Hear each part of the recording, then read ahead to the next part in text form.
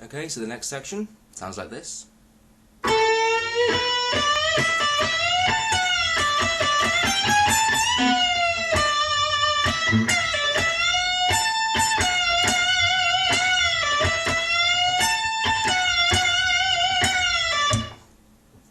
So the first four notes, which is this part,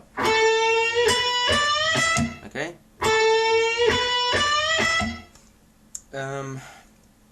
You can almost think of this like you're in the top end of the E minor pentatonic, but we'll bend up the 14th fret of the G, a full tone gradually, then play the 12th fret of the B, and then we bend up the 15th fret of the B a full tone, like the 14th fret of the G was also a full tone, but the 15th fret of the B is a quicker bend, and then we land on the 12th fret of the high E, okay?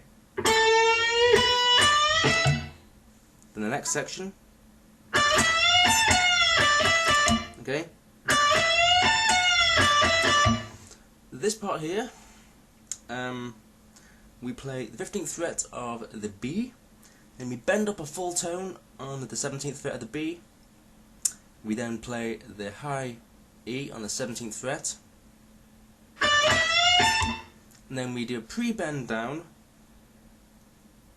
on the 17th fret from that bend that we did on the B, pre-bend it, we play it down, bend it down, and then play the 15th fret, okay?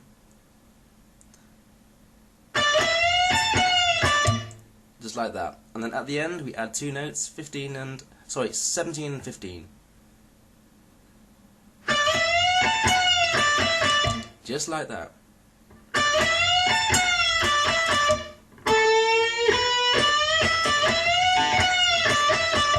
Then we have the next phrase here, which sounds like this. It's pretty cool.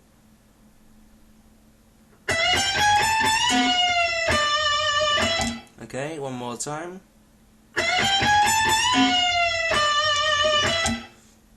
So what we're going to do is we'll bend up a full tone on the 17th fret of the B, then we'll play 15, 16, 17 on the high E, so it's like a little chromatic 3 notes there in a row. Okay. And then this next little bit here is a cool little bend, but kind of complicated for such a simple kind of sounding thing. It sounds like this. Okay.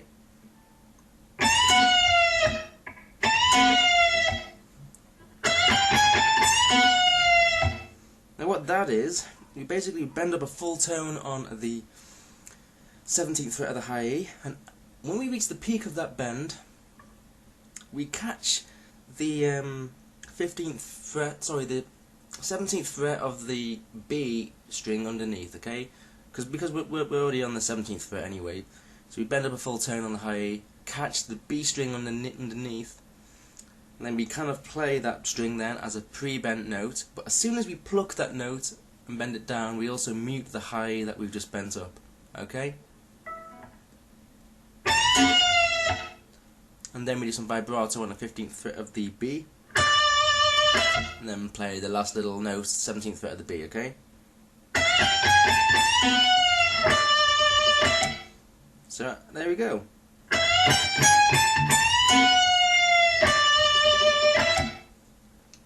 And then we have the next section.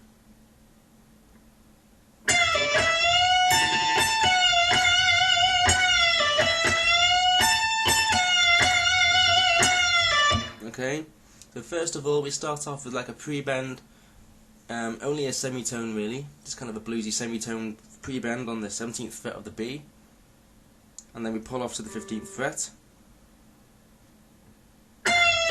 Okay, and then we play the 17th fret again, then we have this. Now what that is we bend up a full tone on the 17th fret of the B again, play twice on the high E on the 17th fret, and you can kind of mute the B string when you play those two notes if you want, you don't have to. And then we do this. Okay, so we're pre-bent on the 17th fret of the B, but we only want to bend down like a semitone. Like that. And then we play the note bent up again on the 17th fret, a full tone bend with vibrato. Okay. And then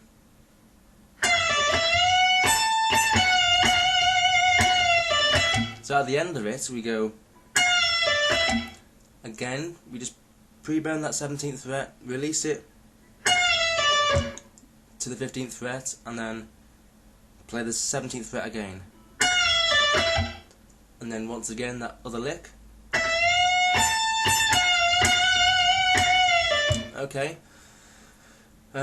So yeah, again that is a bend up on the 17th fret of the B, twice on the 17th fret of the high E, and then again we release it a semitone, play it a full tone back up with vibrato, and then at the end of the whole phrase. Okay, so that little bit.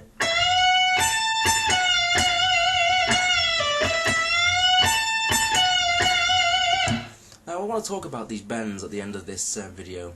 Now, the reason why we have that pre-bent note, which we release only a semitone, it's basically an emotional kind of it's to get that kind of wailing, crying sound from the guitar. For example, if I play it like this,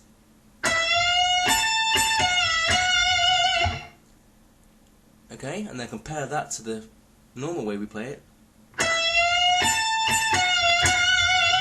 Okay, I feel like there's more emotional, kind of wailing, crying sound coming from the guitar when you just pre-bend it that semitone instead of the whole, tone. Again, it's just a subtle little detail that we do. Again, it's just to give the guitar more of an emotional sound and to the phrases. Again, like sometimes when you bend up notes, or those pre-bent notes that I was talking about, where we only pre-bend and release it from a semitone,